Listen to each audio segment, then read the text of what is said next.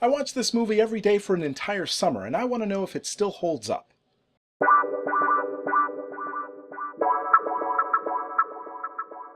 Hi everyone, my name is Chris, and welcome to Tread Talks, where I walk on this treadmill to stay in shape while making videos for you fine people.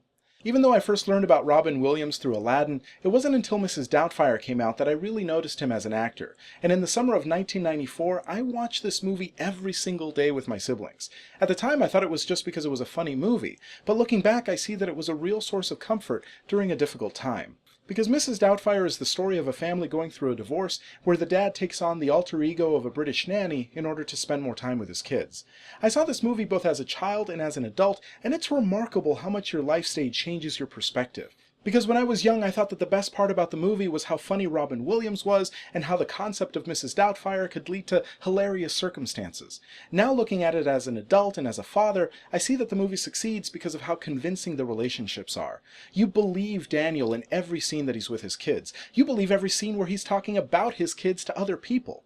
And the kids are excellent as well. I think it's really hard to find good child actors, and here they nailed all three parts. I thought Mara Wilson's performance was great at being cute without being too saccharine, and Lisa Jakub did an excellent job of showing the difficulty of navigating between two parents that may not like each other but that still love you. It wasn't the most eye-catching performance, but it's the one I appreciated the most this time. But the character I saw so differently as an adult was Miranda, played by Sally Field. I hated her as a kid. I hated how she wouldn't let Daniel see the kids and how uptight she was and how she moved on to this Prince Charming with his muddled tan so quickly after the divorce. I think it soured me on Sally Field as an actress for the next decade. But looking at it now, I totally understand where Miranda's coming from. The script and her performance do a good job of fleshing her character out so that she's not seen as purely the bad guy. The arguments they have feel genuine and believable, and they bring out great performances in each other. On top of that, the fact that neither of them is truly the good or the bad guy in the relationship makes it more realistic and relatable.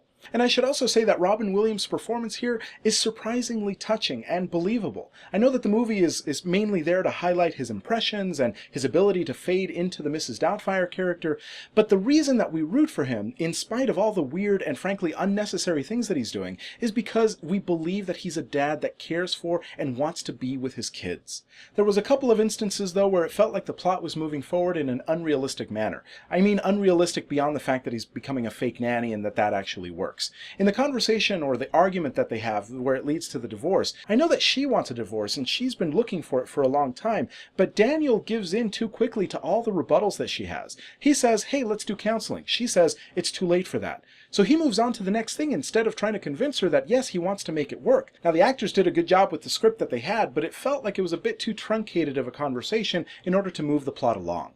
And in the final act of the movie where Daniel has to be in the same place as Mrs. Doubtfire, even as a kid I thought to myself, you don't actually have to say yes to this. Now I understand it's that the movie needed to start wrapping up. And beyond that, if you watch the movie today, you'll find that some of the humor that was acceptable back then feels a little bit culturally out of place now. But by and large, the humor still works. I laughed out loud a lot in this movie. And if it feels like I've been downplaying the fake nanny concept up until this point, this is where it becomes a really necessary part of making the movie succeed. Because so much of the humor comes from that concept. Daniel's interactions with Stu and the constant passive-aggressive and sometimes outright aggressive jabs at him are still hilarious. And I love the fact that Daniel's character faces so many people that are just annoyed by his constant impressions. It's like they took some of the criticism that the real-life actor faced and channeled it into the movie in a funny way. And beyond that, it's the humor that makes the movie that would otherwise be a drama for adults accessible to a much wider audience. But in the end, more than the humor, more than Mrs. Doubtfire herself, the reason the movie worked for me is because of relationships that feel real and an encouraging message for children in divorced families. As a kid, this movie came out when my parents were splitting up, and I didn't go through blaming myself for their divorce or anything like that. But I think the reason that I watched the movie every day for an entire summer is because it literally encouraged me to believe that even though my family was breaking up, that I still had a family. That even if they didn't love each other, that they still loved me. That I was normal, that my family was normal because families can be so different, and that I would be okay. It was an encouragement, even though I didn't even know it at a time of need. So Mrs. Doubtfire is a comedy that succeeds on the strength of its characters and their relationships. And understanding that my personal story may bias me, I give Mrs. Doubtfire 4 out of 5 stars.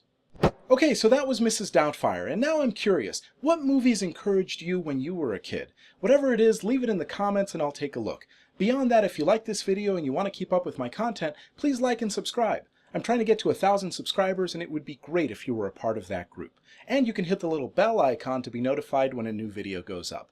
Either way, thank you very much for watching and have a great day.